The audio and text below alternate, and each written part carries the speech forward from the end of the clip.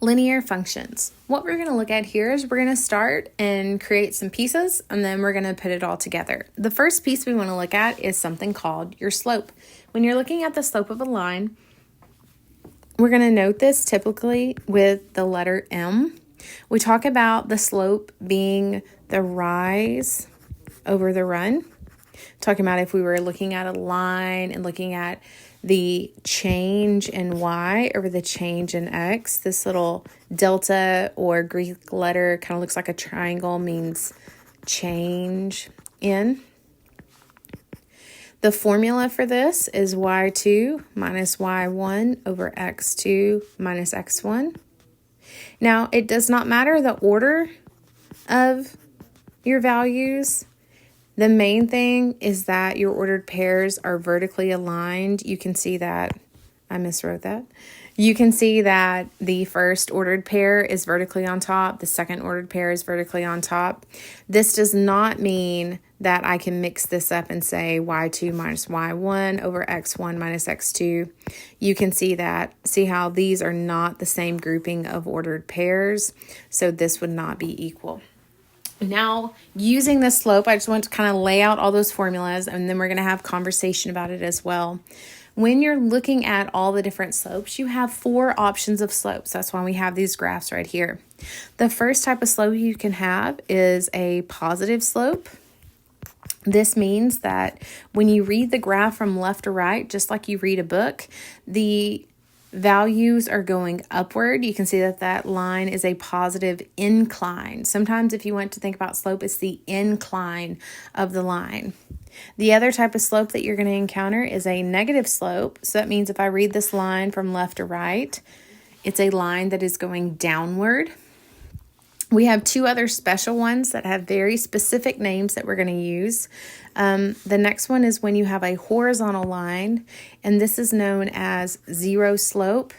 It's because there's no rise in this. We talk about rise over run, how quickly it's going up versus how quickly it's going over. This has no rise to it, so it creates a zero slope.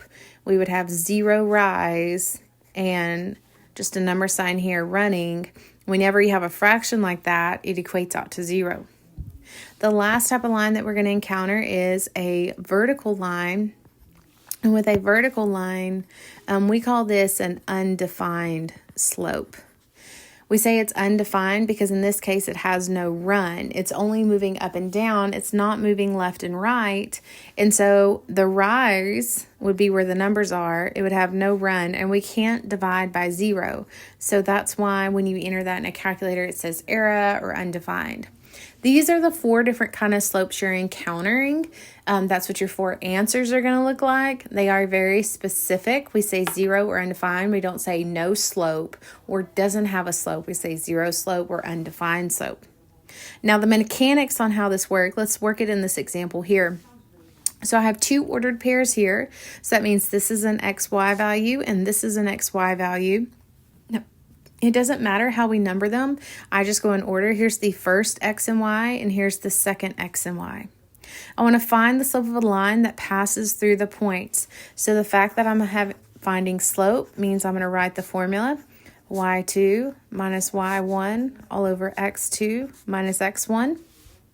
And then what I'm going to do is I'm going to set up my formula for slope. Those are both subtractions with a bar over them.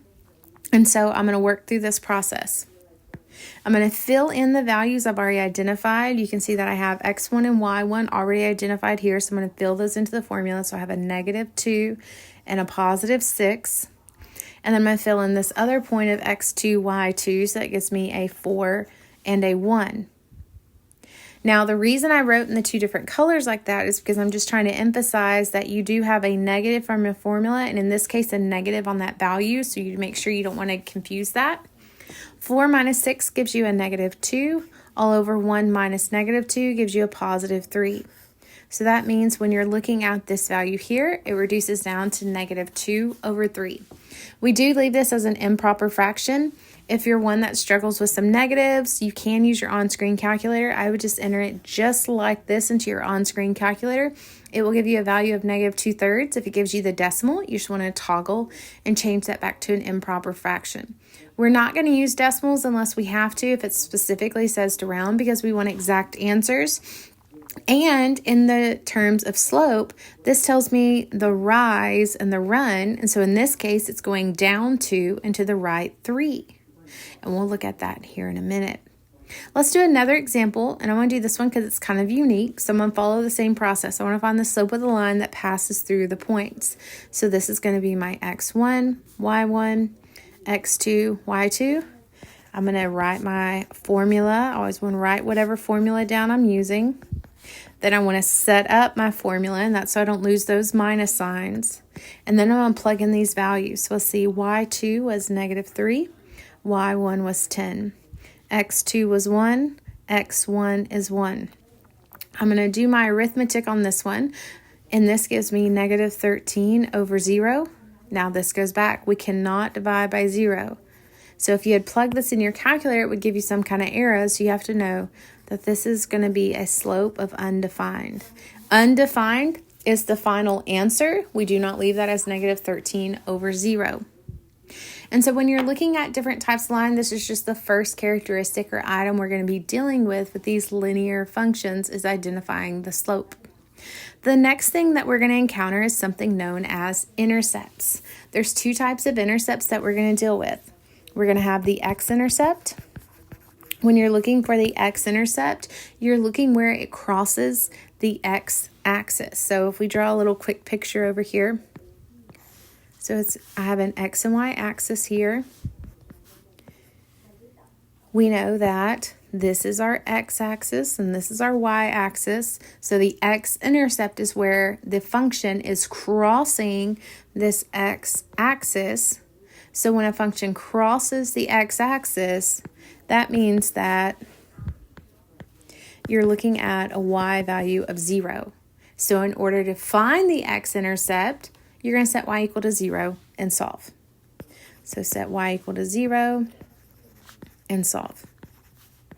The other part is looking for a y-intercept. So your y-intercept is where it's crossing the y-axis. Again, this is our y-axis that's running vertically here. So if I have some type of function, let's just kind of draw a line through this. If I have some type of situation here, right here is going to be your x-intercept. Right here is going to be your y-intercept. So when you're doing your y-intercept, you're going to set x equal to 0 and solve. And so that's going to be our process for finding both of these. So that's kind of our steps. So let's do an example. We're going to find the intercepts and then we're going to graph it. So it says find the intercepts of negative x plus 5y equal to negative 5 and graph the line. So this is going to be kind of 3-step process. First thing we're going to do is we're going to find the x-intercept. Next thing we're going to do is find the y-intercept, and then we're going to come over here and we're going to graph that information. So in order to find the x-intercept, I'm going to set y equal to 0 and solve. And I'm using this equation here that was given. So that would be negative x plus 5. I'm setting y equal to 0 equal to negative 5. Solving that out, this would cancel. So I get negative x equal to negative 5. Don't lose those negatives.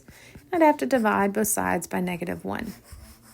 So this gives me a value of x equal to 5.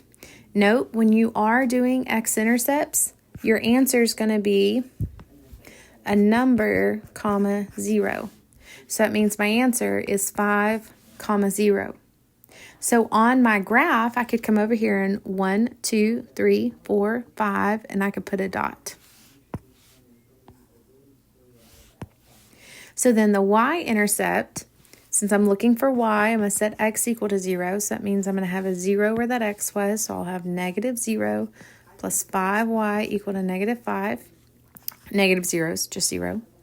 Divide both sides by 5. I get y equal to negative 1. And again, although y is equal to negative 1, you have to write that as an ordered pair. So under the y-intercept, I'm going to say that's 0, comma, a number. So I'm going to say, well, then that's 0, comma, negative 1. So I'll come over here to my graph, and at 0, -1, I'm going to draw a dot. So then my line, when I connect these two, looks something like this. Again, this is our y-intercept at 0, -1, and here's our x-intercept at 5, 0. So finding the intercepts of a function, sometimes they go quickly, sometimes they don't. We're going to do another example, but it gives us another way to start graphing these lines. Let's look at this next example. It says find the intercepts and graph the line. So again, 3 steps. I'm going to first find the x-intercept, then I'm going to find the y-intercept, and then I'm going to put all that information on a graph. Just repeating myself for memory's sake, you're going to set y equal to 0 when you're looking for x, and x equal to 0 when you're looking for y. We are using this equation that was given. So in the x-intercept, I'm going to have 0 equal to -2/3 x minus 4. I'm going to solve for that x. I'm going to say plus 4. 4 equals -2/3 x, and then divide. So x would be equal to, just using your on-screen calculator, -6. So that ordered pair is -6, 0. We can come over here, 1, 2, 3, 4, 5, 6, and put our dot. We're looking for the y-intercept. So again, the main takeaway is whatever you're looking for, zero out the other letter. So that would give me y is equal to -2/3 times 0 minus 4. So this would zero out, and I get y equal to -4. So that ordered pair would be 0, -4. And I could go to 1, 2, 3, 4 on my y-axis and put a dot. So this would be this line right here.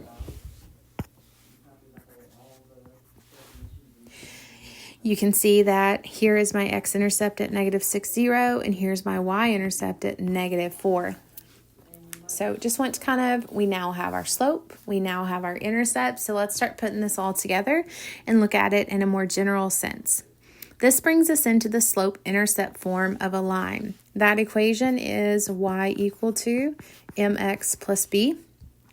M, like we saw earlier, is our slope, and now that we have intercepts, that b is your y-intercept. Sometimes we even call that b our starting point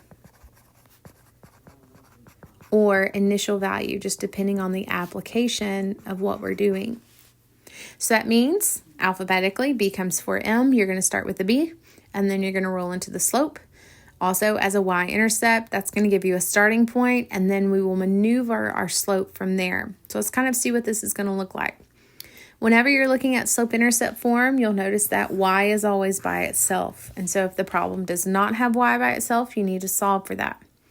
Next, you can identify your slope. You can see that -3/4 is attached to that x, just like the m is attached to that x. So that means my slope is -3/4. This goes back to the beginning with slope. We wrote that this was the same as rise over run. So it's going to tell us how we're going to move, almost like how you would tell a taxi cab in a larger city on how to move on the block. So let's go north this amount, east this amount. That is directions. The last part is this b right here, plus 5. So if my b is equal to +5, this is my y-intercept. So that is my starting point. So first thing I'm going to do is I'm going to plot 5 on my y-axis. So 1, 2, 3, 4, 5. So all I did was just, here is my y-axis, and I counted up until I got to 5. Now from that starting point, we're going to do a rise of -3. You always put the negative on the top. So I'm going to have to go down 1, 2, 3. Then I'm going to run 4. 1, 2, 3, 4. And then once I've risen and ran, I can put another dot. So this right here is -3 on your rise, and this right here is 4 on your run. And so now that I have 2 points and I'm graphing a straight line, I can just connect those two values, and I can see that this is what my line is going to look like. So again, you start with your y-intercept, and then you track it using your slope to another point. I could repeat that process and find a third point, but just with a straight line, 2 is sufficient. The next one I want to do, it says to graph the line 5x minus 2y equal to 6. And the reason I want to start with this line is because I want to show you how to get it into slope-intercept form and then how you can grab your data from there. And so in this one, you'll notice that y is not by itself. So what I want to do first, before I do anything else, is take this equation and solve for y, or just move everything away from this y. So I'm going to say, okay, minus 5x. When I subtract 5x, that gives me negative 2y equal to negative 5x plus 6. And then again, our goal is to get this y by itself. So I'm going to divide everything by negative 2. So that gives me y equal to 5 over 2, because those negatives would cancel, minus 3. So this gives me the equation in that slope-intercept form. So now that I have it in that form, I can correctly identify, okay, well, this is the value that's attached to my x, so that means my m value is going to be 5/2. And then this is the y-intercept, so that means my b is going to be negative 3. We would not have seen those two values in the original problem, so you are going to have to do some legwork. It's not always going to be just directly given to you. So in this case, let's jot that down. First, you need to solve for y. Once you have that, you can see that it's in this y equals mx plus b form, and then we can graph it. So I'm going to start with negative 3 on my y-axis, which gives me a dot right here. And then from there, I'm going to do my slope of 5 over 2. So I'm going to go up 1, 2, 3, 4, 5, and over 2. That creates a second point. And then I can connect those 2 points, and this gives me what this line is going to look like. Now, we talked about when we were looking at slopes that we had positive slopes, negative slopes, zero slopes, etc. And so with this one, you can see that my slope was a positive 5 over 2. And since it's positive, you can see that this line is going upward when we read it from left to right. So that's a good time to kind of check that out. So we've picked up slope and slope-intercept form. We've talked about intercepts. Let's look at the application of what's going on with this. So we have some different word problems going on. I know that's everyone's favorite situation, but what I want to do is show you how, using our mathematical skills of slopes and intercepts and slope-intercept form, we can now apply it and actually do something with why do I need this math. So it says a cell phone carrier charges a fixed monthly fee plus a constant rate for each minute used. In January, the total cost for 300 minutes was $80, while in February, the total cost for 400 minutes was $90. What is the constant charge for each minute used? So let's just kind of highlight, if you're taking notes, here's the information I would write down. It says that they have a constant charge for each minute used. That's what we're looking for. And then I'm going to jot down the data that it gives me. It says that in January, the cost was for 300 minutes was $80. And then it said in February, the cost for 400 minutes was $90. And so it looks like I have two pieces of information. So what I'm going to do is I'm just going to find the slope. So what do these 2 points look like mathematically? This would look like 300 minutes cost me $80 and 400 minutes cost me $90. So this is just two ordered pairs. This would be my x1, y1, my x2, my y2. I'm looking at what is the constant charge for each minute. That just means I'm looking for slope in this situation. It says that it has a fixed monthly fee plus a constant rate. So this fixed monthly fee would be my intercept, and that's how I know I'm looking for slope in this situation. Okay, and so I'm going to find my slope equation. I'm committing that to memory, so I know all these formulas. That gives me x2 minus y1 on bottom. And then I'm just going to plug in those values. I have them all labeled. So I'm going to say 90 minus 80 all over 400 minus 300. That gives me 10 over 100, which reduces to 1/10. So in this case, I wasn't taking this the full amount and trying to find all the y equals mx plus b's. I was just trying to find the slope, which was the constant charge for each minute used. Next, let's look at the next one. We're talking about a rental car situation. It says a rental car company charges $50 plus 20 cents per each mile. Write a linear equation to represent the total charges in terms of miles. Now, it's important to note that they're telling you what letters to use. As you enter the online homework, you have to use the same letters that the problem was written in. So in this case, they're actually giving me that they're going to charge $50 no matter what, plus 20 cents for each mile. So that means I'm going to be charged $50 once, that's my y-intercept, plus 20 cents, so I would say 0.20 per mile, and that's going to tell me the cost. So if I only drive the car about 100 miles, that's all I'm paying for it. Now, if I take that car and I drive across the United States, I'm going to have to pay for all those miles that I'm putting on it. So my equation is going to be 50 plus 0.20 m, m standing for the miles. The next part said, what would be the total cost of driving 350 miles? So that means I'm just going to be plugging in what is C of 350, meaning put 350 for this m variable. I'd go to my calculator. I would enter this just like this into my on-screen calculator, and that gives me a total of $120. So if I go 350 miles, the total cost of renting that vehicle is going to be $120. So in this case, we had to interpret what we were doing to find the slope and the intercept, and then we were able to evaluate the equation we had created. Although they did not ask for the equation, we had to use the equation in order to get to our answer. The last one is just kind of an application. We're going to see how it turns out to be linear of sorts, but I'm going to kind of walk you through some of these words. It says if the sum of 3 consecutive odd integers is 213, what's the smallest of the 3 integers?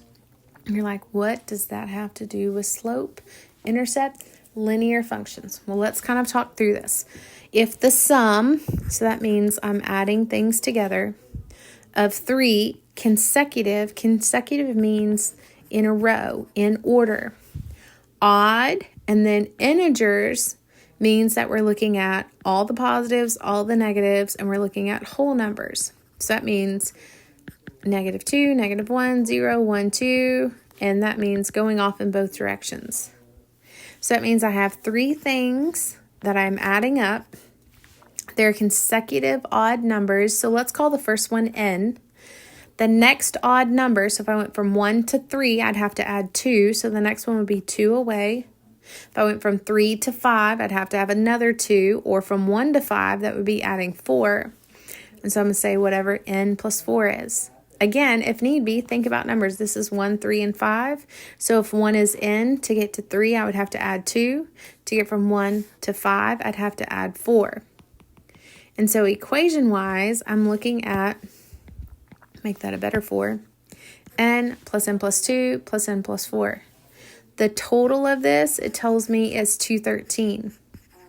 And so how does this even relate into what we were doing? Well, notice this. If I combine like terms now, it gives me 3n plus 6 equal to 213.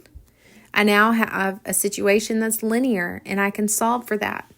So I'm going to subtract the 6. That gives me 3n equal to, let's see, 207. And then I would divide both sides by 3. So that tells me that n is equal to 69. So it said, what is the smallest of the 3 integers? Well, my first one was n. My second one was n plus 2. My third one was n plus 4. So n is equal to 69. So we're looking at 69, 71, and 73. We could double check that and say 69 plus 71 plus 73. That gives me a total of 213. That's really good. That's what we were going for. So my final answer is just n equal to 69. I just want to kind of show you how all those pieces work out, because that is the smallest of the 3 numbers that would add up to give me 213. Okay, last thing we want to do in this, I know this has been a longer lecture. We're going to look at a piecewise function. And what is a piecewise function? It's pieces that we've put together. So it's more than one function used to define the domain. So we're going to look at an example, and we're going to sketch it out together. So in this one, it says sketch a graph of the function. And I'm going to write this a little bit better than it did down there. You're going to see it typically written like this. You're going to have negative 1/2 x minus 3, where x is less than or equal to 1. 3 when x is between 1 and 4. And x when x is greater than 4. So what they did was take these three equations and piece them together based off these domains. And so what you're going to do when you go to sketch this is you're going to do those pieces as well. Okay, first thing that we're going to be at is the fact of we have a boundary at 1. So where x is 1, so I'm just going to kind of draw this so you can see the pieces. In order to sketch this, when you're reading this, these are known as the conditions. Excuse me. And if we can meet these conditions, then we use this equation. We do not use all three equations at once. So what we would do is say, okay, when x is less than or equal to 1, so that means all the values to the left of this 1 is going to be this linear equation. And so I'm going to graph that. That would start at negative 3. That slope is negative 1 over 2, so that means I'd be going down 1 and over 2. And then I could connect that. Now, I just told you that this is when x is less than or equal to 1. So here's my line of 1. It means everything to the left of it. So that means I'm going to take my eraser and I'm going to erase everything that's over here on the right. Now it is equal to that value, so I can put a solid dot when it hit 1. The next piece says that it exists between 1 and 4. So when I'm looking at between 1 and 4, I'm looking at this region here. So I'm looking at just this area here between 1 and 4. And that means when x is between 1 and 4, I'm going to use this equation. And that's the equation of just a horizontal line. And so I'm going to come in here and say, okay, it only has a value of 3. It is not equal to at 1. And it is equal to at 4. Then I'm going to go into the last part when x is greater than 4. So this area over here means I'm going to use this equation. Now that equation is y equal to x. So it has a y-intercept of 0. And then it's going to go up 1 over 1. And we could do that on repeat, being a bit dramatic here, so I can get all the way over here to 4. And so that means what part of that line are we going to use? We're going to use this line right here. These other pieces we don't need because that's where it is less than 4. And let's see, it's when it is not equal to 4. So we get a line that's something like this. So these piecewise functions are literally pieces of functions that are being put together. We're only going to see the parts that exist. Now, if you were to evaluate this situation, if they said, what is f of negative 2? You say, okay, negative 2 fits into this condition, so I'm only going to plug it into this equation. So I would say negative 1/2 times negative 2 minus 3. I would just plug that into my calculator. That would tell me negative 2. Say I was evaluating at f of 0. So what you're going to do is you're going to start with your condition. Where does 0 fit into that? It fits into right here. So again, I would use this equation. I'd plug it into my calculator. So negative 1/2 times 0 minus 3. That just gives me negative 3. Say I want it to evaluate f of 4. Okay, so let's look at our conditions. Looking at your conditions, it's equal to 4 on this line here, so I'm only going to use this equation. This doesn't have an x written anywhere. It means everything is going to output a 3, so this gives me an answer of 3. Lastly, f of 6. That means I would say, okay, where does 6 fit into these conditions? They fit right here, so I'm going to use this equation. So that would mean plug 6 in for x, and that just gives me 6. So piecewise functions can be confusing. We can go, okay, what do I do with that? But it's just taking some different pieces and putting them together. So again, I would take these notes, go and attempt all the homework problems, and then reach out to your instructor if you need assistance.